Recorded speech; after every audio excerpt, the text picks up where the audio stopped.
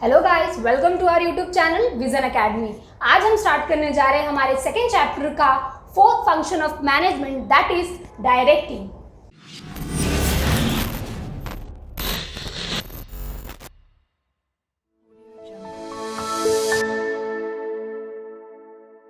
अब हम मूव करते हैं सबसे पहले हमारे डायरेक्टिंग के मीनिंग की तरफ, जिसमें हम सीखने वाले हैं व्हाट इज डायरेक्टिंग। सो हमारा फर्स्ट पॉइंट है directing is the process of instructing, guiding, communicating, inspiring, motivating and supervising the employee to achieve predetermined goal of an organization। इसमें क्या बोला गया है कि डायरेक्टिंग एक ऐसा प्रोसेस होता है जिसमें हमें गाइडेंस दी जाती है, इंस्ट्रक्शंस दिए जाते हैं, साथ ही साथ कम्युनिकेशन करना सिखाया जाता है कि हम हमारे ऑर्गेनाइजेशन के प्री डिटरमाइंड, दैट मीन्स जो गोल्स हमने पहले से सोच कर रखे हैं अपने ऑर्गेनाइजेशन के लिए, उन्हें अचीव कर सके। नेक्स्ट हमारा सेकेंड पॉइंट है directing is the continuous function initiated top level to lower level of management through hierarchy. यहाँ पे क्या बोला गया है, डायरेक्टिंग एक ऐसा फंक्शन ऑफ मैनेजमेंट होता है जो कि कंटिन्यूअस रन होता है हमारे ऑर्गेनाइजेशन में। किसके थ्रू? हमारे टॉप लेवल मैनेजमेंट के थ्रू, लोअर लेवल मैनेजमेंट के थ्रू, दैट मीन्स जो हमारे ऑर्गेनाइजेशन का हायरार्की सिस्टम है उसमें हम हमारे डायरेक्टिंग फंक्शन को रन करते हैं। नेक्स्ट अब हम सीखेंगे हमारे थर्ड पॉइंट में कि डायरेक्टिंग जो करता है उसे बोला क्या जाता है। सो हमारा थर्ड पॉइंट है director is the person who shows the correct path as well as guide the employees in solving the problems whenever necessary। यहाँ पे क्या बोला गया है कि डायरेक्टिंग जो सिखाता है, दैट मीन्स जो हमें हमारा राइट पाथ, राइट गाइडेंस हमें प्रोवाइड कर रहा है, उसे बोला जाता है डायरेक्टर। और डायरेक्टर का काम होता है कि अपने एम्प्लॉयज़ की प्रॉब्लम्स को सॉल्व कराना, उन्हें अगर किसी भी तरीके की डिफ़िकल्टी फेस करनी पड़ रही है तो उन्हें गाइडेंस प्रोवाइड करना कि वो अपनी प्रॉब्लम्स को सॉल्व कर सके। नेक्स्ट हमारा फोर्थ पॉइंट है a few philosopher called direction as life spark of an enterprises. यहाँ पर क्या बोला है हमारे फोर्थ पॉइंट में कि कुछ फिलोसोफर ने बताया है कि डायरेक्शन एक ऐसा फंक्शन ऑफ मैनेजमेंट होता है जो कि हमारे एंटरप्राइज दैट मीन्स हमारे बिजनेस की लाइफ को स्पार्क करना, दैट मीन्स उजाला या रोशनी बोल सकते हैं हम, हमारे ऑर्गेनाइजेशन को स्पार्क करने में हेल्प करता है। मीनिंग के बाद अब हम मूव करते हैं हमारे डेफिनेशन ऑफ डायरेक्शन की तरफ, दैट मीन्स डायरेक्टिंग की तरफ, जिसमें हमने दो डेफिनेशंस को लिखा हुआ है। हमारा फर्स्ट जो डेफिनेशन है वो डिफाइन किया गया है थियो हैमन के थ्रू। उन्होंने बोला है direction consist of the process and technique utilising in issuing instructions and making certain that operations are carried out as planned. यहाँ पे उन्होंने क्या बोला है कि डायरेक्शन एक ऐसा फंक्शन ऑफ मैनेजमेंट है जो कि हमें हेल्प करता है हमारी टेक्निक्स, साथ ही साथ हमारे प्रोसेस को आगे बढ़ाने में, जो कि हमने डिसाइड किया हुआ था कहाँ पर, हमारे first function of management, that means हमारे प्लानिंग में, कि हमारे जो प्लान को रियल में एग्जीक्यूट करवाने का काम हमारा डायरेक्शन करता है। हमारा सेकंड डेफिनेशन जो कि डिफाइन किया गया है उर्विच एंड ब्रीच के थ्रू, इन्होंने बोला है directing is the guidance, the inspiration, the leadership of those man and women that constitute the real case of responsibility of management. यहाँ पर क्या बोला गया कि डायरेक्टिंग ऐसा प्रोसेस होता है जो कि गाइडेंस प्रोवाइड करता है, इंस्पिरेशन प्रोवाइड करता है, साथ ही साथ लीडरशिप प्रोवाइड करता है, किसे? उन पर्सन्स को जिन्होंने हमारे मैनेजमेंट सिस्टम को रन करने के लिए रिस्पॉन्सिबिलिटी अपने हाथों में ली है, ताकि वो अपने एम्प्लॉयज़ को प्रॉपर गाइडेंस, प्रॉपर पाथ दिखा सके कि वो अपना काम सही तरीके से कर पाए और हमारा जो ऑर्गेनाइजेशन है वो ग्रोथ एंड डेवलपमेंट कर सके। तो डायरेक्टिंग ऐसा प्रोसेस होता है जो कि हमारे एम्प्लॉयज़ को पाथ प्रोवाइड करता है अपना काम करने के लिए। मीनिंग एंड डेफिनेशन के बाद अब हम मूव करते हैं हमारे इम्पॉर्टेंस ऑफ डायरेक्टिंग की तरफ, जिसमें सबसे पहले हम देखेंगे कि इम्पॉर्टेंस ऑफ डायरेक्टिंग को मेमोराइज करने के लिए हमारा शॉर्ट कीवर्ड है पिक मी। आप देख सकते हैं पिक मी में हमारे पास आई सी हमारे पास 3 है और साथ ही साथ ई हमारे पास ई 2 है। तो सबसे पहले इन शॉर्ट कीवर्ड्स के हम फुल फॉर्म्स देख लेते हैं।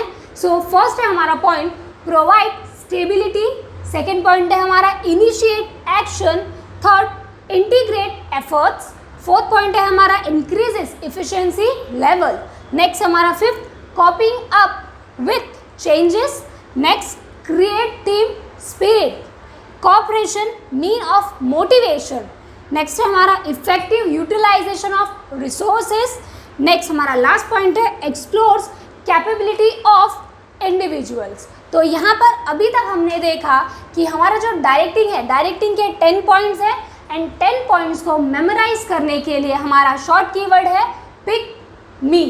अब हम मूव करते हैं हमारे फर्स्ट इम्पॉर्टेंस की तरफ। अब हम मूव करते हैं हमारे फर्स्ट इम्पॉर्टेंस ऑफ डायरेक्टिंग की तरफ, जो है हमारा provide stability. What is stability? Simply terms में बोला जाए तो stability means to make balance, और किसी भी ऑर्गेनाइजेशन को सर्वाइव करने के लिए स्टेबिलिटी होना बहुत ही ज़रूरी होता है। सो हमारा फोर्थ फंक्शन ऑफ मैनेजमेंट हमारे ऑर्गेनाइजेशन को स्टेबल बनाने में हेल्प करता है। चलिए हमारा फर्स्ट पॉइंट देखते हैं हम। Stability plays significant role in the growth and survival of the organisation. यहाँ पर क्या बोला गया है कि हमारे स्टेबिलिटी किसी भी ऑर्गेनाइजेशन की ग्रोथ एंड सर्वाइवल के लिए बहुत ही ज़रूरी होता है, क्योंकि अगर आपका ऑर्गेनाइजेशन स्टेबल तरीके से काम नहीं कर रहा है, प्रोडक्टिविटी क्रिएट नहीं कर रहा है, तो इससे आपके ऑर्गेनाइजेशन को लॉस होने के चांसेस बहुत ही ज़्यादा हो जाते हैं। तो इन लॉसेस को अपने ऑर्गेनाइजेशन से रिड्यूस करने के लिए हम हमारे ऑर्गेनाइजेशन को स्टेबल बनाते हैं। नेक्स्ट हमारा सेकंड पॉइंट है effective leadership, communication, supervision and motivation develops cooperation and commitment among the employees. साथ ही साथ यहाँ पर क्या बोला है कि अगर आपको ऑर्गेनाइजेशन के एम्प्लॉयज़ स्टेबल है, दैट मीन्स जो हमारे मैनेजर्स हैं वो अपॉइंट किए गए हैं अपने जगह पर, साथ ही साथ एम्प्लॉयज़ की जो सीट है, दैट मीन्स एम्प्लॉयज़ को जो जॉब प्रोवाइड की गई है, अगर वो भी स्टेबल है, तो इससे क्या होता है ऑर्गेनाइजेशन में जब कोऑर्डिनेशन होगा among the management and the employees, तो हमारे ऑर्गेनाइजेशन में ना ही कोई कम्युनिकेशन बैरियर होगा, ना ही किसी भी तरीके से हमारे एम्प्लॉयज़ डीमोटिवेट होंगे। तो ऑर्गेनाइजेशन को स्टेबल करने के लिए एम्प्लॉयज़, मैनेजमेंट, कम्युनिकेशन सिस्टम का, साथ ही साथ लीडर का स्टेबल होना बहुत ही ज़रूरी होता है। नेक्स्ट हमारा थर्ड पॉइंट है इसमें, it provide stability and creates balance among various department and group. साथ ही साथ यहाँ पर क्या बोला है कि डायरेक्शन हमें हेल्प करता है हमारे ऑर्गेनाइजेशन के वेरियस डिपार्टमेंट ग्रुप्स को स्टेबल करने में, साथ ही साथ ये लोग अपना काम सही तरीके से कर पाए, इस तरीके से स्टेबिलिटी को मेंटेन किया जाता है। अब हम मूव करते हैं हमारे सेकंड पॉइंट की तरफ, जो कि हमारा पॉइंट आएगा आई से। यहाँ पर आप देख सकते हैं आई हमारे पास I3 है। सो उन I3 में से सबसे पहले हम फोकस करते हैं हमारे I1 पे, जो है initiate action. What is initiate? Initiate simply means quick, that means तुरंत। डायरेक्टिंग हमें हेल्प करता है हमारे ऑर्गेनाइजेशन में कि हम कैसे फ्रीक्वेंटली हमारे ऑर्गेनाइजेशन के बेनिफिट के लिए तुरंत एक्शन ले सकते हैं, साथ ही साथ अपने एक्शंस को सही डायरेक्शन में लेकर जाने का जो काम होता है वो डायरेक्टिंग के थ्रू बताया जाता है किसे, आपके एम्प्लॉय को, ताकि आपका एम्प्लॉय अपना जो टास्क है या जो भी काम उसे दिया गया है वो सही तरीके से उसे कंप्लीट कर सके। अब हम देखते हैं हमारा फर्स्ट पॉइंट इसमें, directing is the function which support to activate the plans with the help of employees. यहाँ पर क्या बताया गया है कि डायरेक्टिंग एक ऐसा फंक्शन होता है जो कि ऑर्गेनाइजेशन को हेल्प करता है अपने एक्शंस को एक्चुअल में परफॉर्म करने में, किसके थ्रू? हमारे एम्प्लॉयज़ के थ्रू। नेक्स्ट हमारा सेकेंड पॉइंट है, proper instructions are given to subordinate while completing their assigned task. साथ ही साथ यहाँ पर बताया गया है कि जब आप एम्प्लॉय को कोई भी टास्क या किसी भी तरीके का काम प्रोवाइड करते हैं तो उस समय पर आप डायरेक्शन के थ्रू अपने एम्प्लॉय को प्रॉपर इंस्ट्रक्शन, प्रॉपर गाइडेंस देते हैं ताकि वो अपना काम सही तरीके से कर पाए। नेक्स्ट हमारा थर्ड पॉइंट है, the managers direct the subordinate about what to do, how to do, when to do and also see that their instructions are properly followed। साथ ही साथ यहाँ पर बताया गया है कि जब मैनेजर अपने एम्प्लॉय को इंस्ट्रक्शन देता है कि उन्हें काम कब करना है, कैसे करना है और वो काम किसे करना है, तो साथ ही साथ वो लोग इस चीज़ का भी ध्यान रखते हैं कि जो भी इंस्ट्रक्शन, जो भी गाइडेंस अपने एम्प्लॉय को प्रोवाइड की गई है वो सही तरीके से फॉलो हो रही है या नहीं।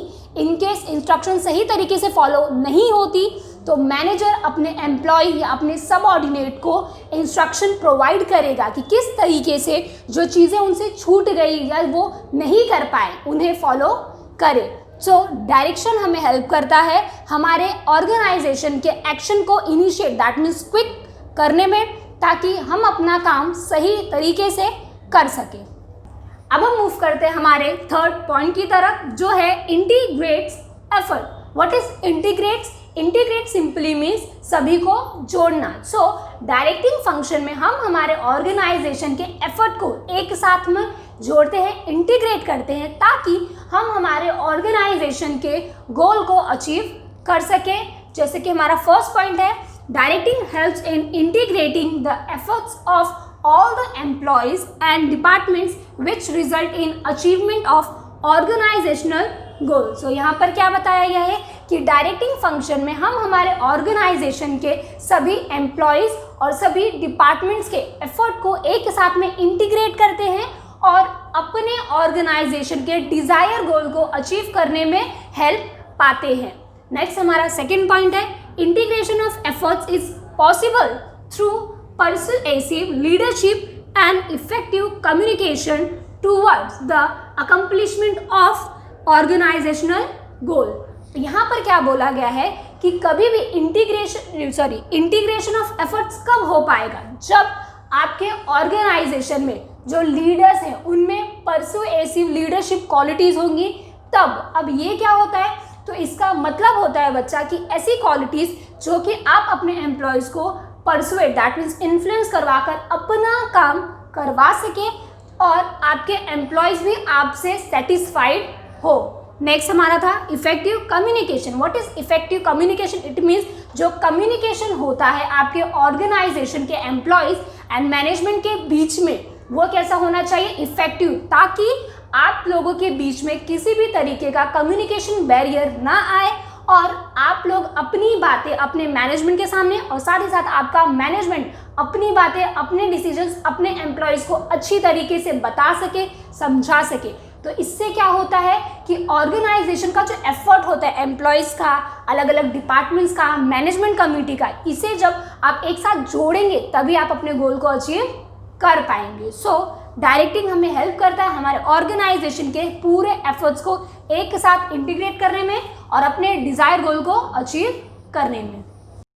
अब हम मूव करते हैं हमारे फोर्थ पॉइंट की तरफ, जो है इंक्रीज इफिशिएंसी लेवल। तो यहाँ पर क्या बताया गया है कि डायरेक्टिंग हमारे ऑर्गेनाइजेशन की इफिशिएंसी को इंक्रीज करने में हेल्प करता है, साथ ही साथ हमारे एम्प्लॉयज़ को मोटिवेट करता है, गाइडेंस प्रोवाइड करता है कि वो अपना काम सही तरीके से कर सके। जैसे कि हमारा फर्स्ट पॉइंट है, guidance and motivation is given to subordinate to perform at their best level. So यहाँ पर क्या बताया गया कि डायरेक्टिंग फंक्शन के थ्रू हम हमारे एम्प्लॉय को प्रॉपर गाइडेंस प्रोवाइड करते हैं, साथ ही साथ उन्हें मोटिवेट करते हैं कि जो भी काम, जो भी टास्क उन्हें प्रोवाइड किया गया है वो अपने काम को अपनी इफ़िशियंसी के लेवल से बेस्ट वे तक कंप्लीट कर पाए और साथ ही साथ अपने काम में एक स्पेशलाइजेशन प्रोवाइड कर सके। नेक्स्ट हमारा सेकेंड पॉइंट है, team spirit is created by the manager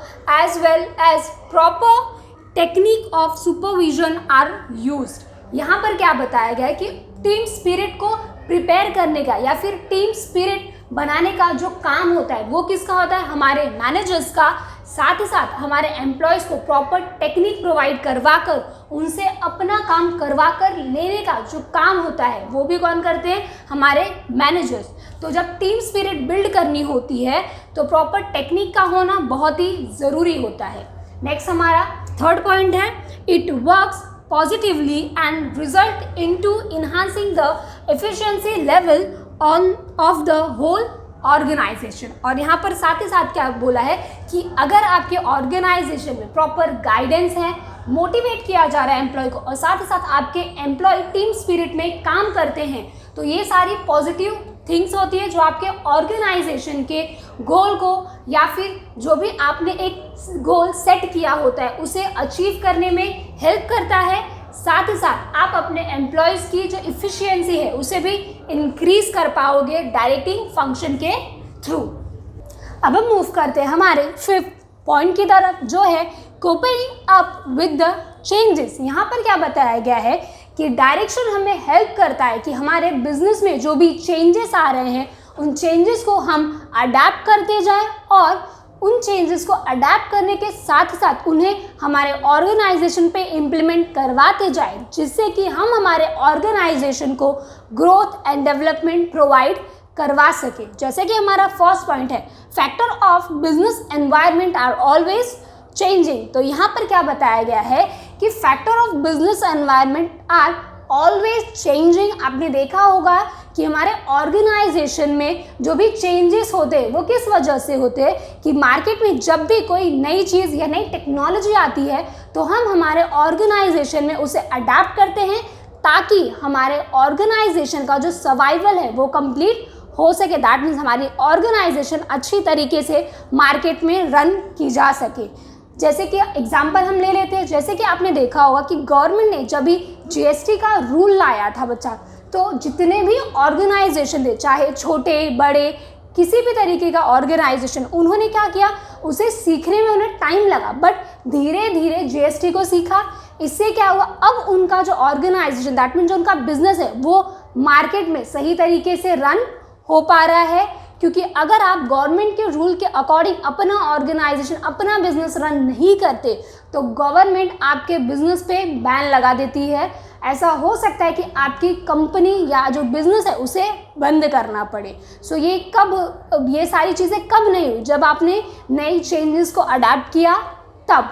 next हमारा सेकेंड पॉइंट है, adopting to the environmental changes is necessary for the growth of the organisation. यहाँ पर क्या बताया कि ये जो अडेप्टेशन करते हो आप नए नए चेंजेस का, नई टेक्निक्स का, नई टेक्नोलॉजी का, क्यों करते हो, ताकि आपके बिजनेस का जो सर्वाइवल है कहाँ पर, आपके मार्केट में, वो सही तरीके से हो पाए और आप अपने बिजनेस को रन कर सको। नेक्स्ट हमारा थर्ड पॉइंट है, with the help of motivation, proper communication and leadership the employees can be clearly understand the nature of changes and also the positive outcome of adapting to the changes। यहाँ पर क्या बताया गया कि with the help of motivation, communication, leadership हम हमारे organisation के employees को सही तरीके से ये सारी चीज़ें समझा सकते कि जो चेंजेस हम कर रहे हैं वो क्यों कर रहे हैं, इससे हमें फ्यूचर में क्या बेनिफिट मिलेगा, साथ ही साथ इससे क्या फ्यूचर में हमें आउटकम मिलने वाला है। जब हमारे एम्प्लॉयज़ ये सारी चीज़ें अच्छी तरीके से समझ सकेंगे तभी वो अपने ऑर्गेनाइजेशन में सही तरीके से, सही ढंग से काम कर सकेंगे।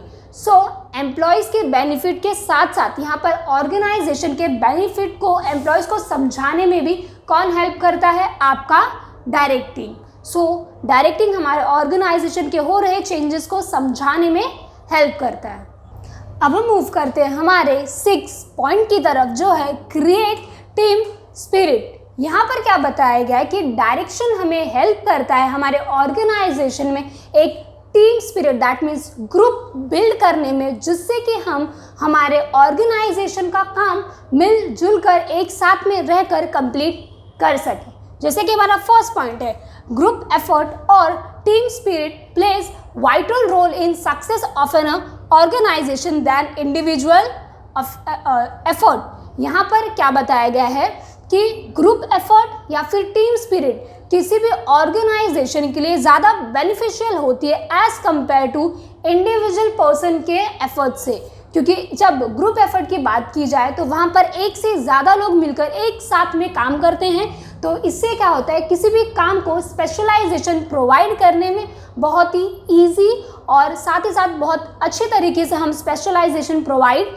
कर सकते हैं। नेक्स्ट हमारा सेकेंड पॉइंट है the role of manager as a director plays very important role in guiding and motivating the employees to achieve the predetermined goal। साथ ही साथ यहाँ पर क्या बोला गया कि एज अ मैनेजर आपकी रिस्पॉन्सिबिलिटी हो जाती है कि आप अपने ऑर्गेनाइजेशन के डायरेक्टर की तरह काम करते हैं। दैट मीन्स आप अपने एम्प्लॉयज़ को प्रॉपर डायरेक्शन प्रोवाइड करते हैं, उन्हें गाइडेंस प्रोवाइड करते हैं, मोटिवेट करते हैं, साथ ही साथ उनके एफर्ट्स, उनकी एफिशिएंसी को इंक्रीज करने में उन्हें हेल्प करते। तो इससे क्या होता है जब आप ये सारी चीज़ें एज अ मैनेजर अपने ऑर्गेनाइजेशन में परफॉर्म करते हैं तो आपके ऑर्गेनाइजेशन का जो प्री डिटरमाइंड दैट मीन्स जो आपने सोच के रखा हुआ गोल होता है, जो आप अपने ऑर्गेनाइजेशन के लिए अचीव करना चाहते थे, वो सारे गोल्स अचीव कर पाओगे। कब?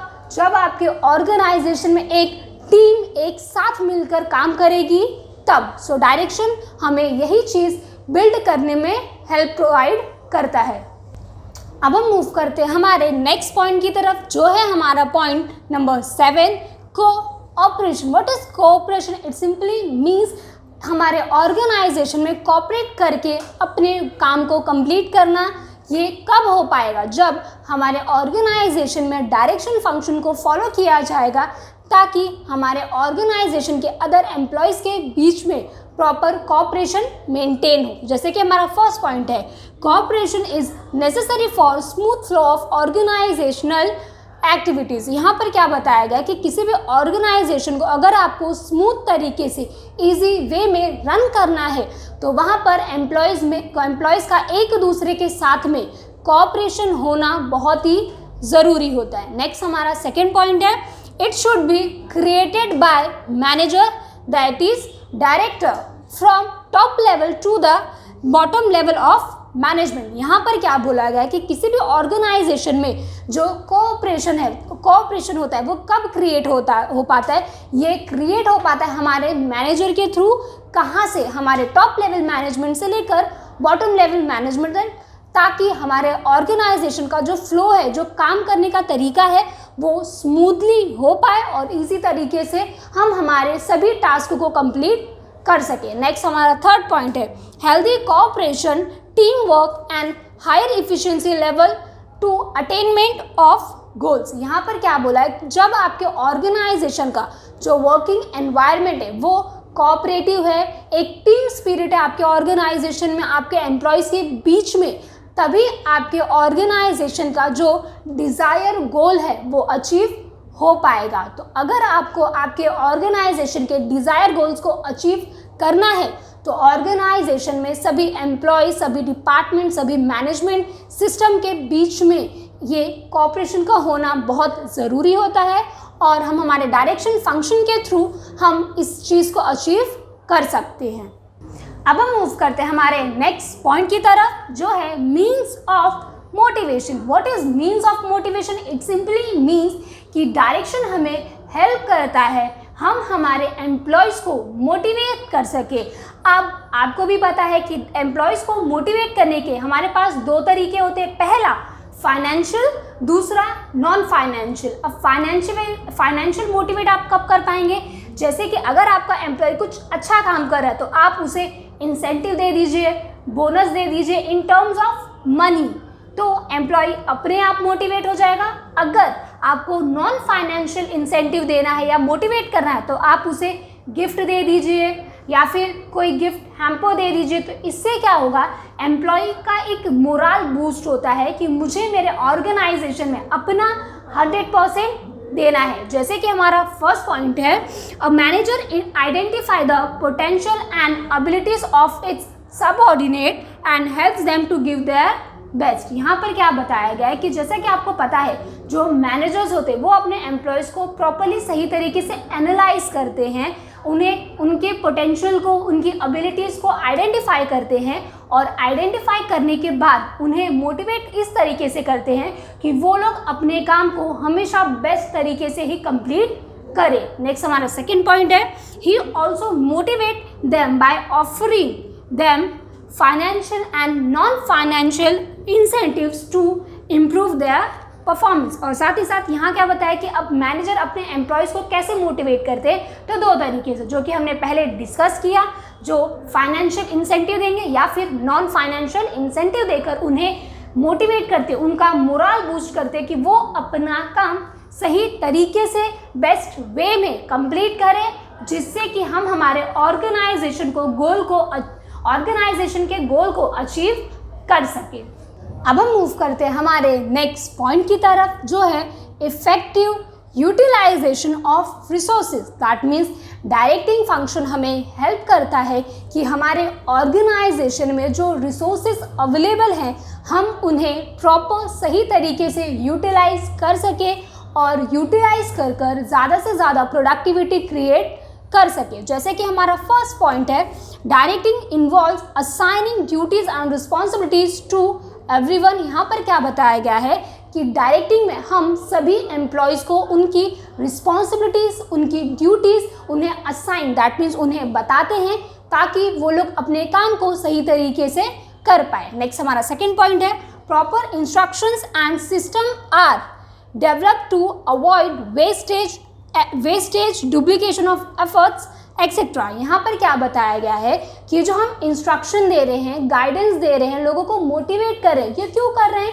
हमारा करने का एक ही रीज़न है कि हम हमारे ऑर्गेनाइजेशन में वेस्टेज क्रिएट ना करें, ना ही किसी भी तरीके का जो एफर्ट डुप्लीकेट हो। दैट मीन्स कि एक एम्प्लॉय ने कोई काम किया, सेम वही काम दूसरा एम्प्लॉय भी करे, तो इससे क्या हो रहा है, जो हमारे रिसोर्सेज थे वो भी वेस्ट हुए, साथ ही साथ हमारे ऑर्गेनाइजेशन का टाइम भी वेस्ट हुआ।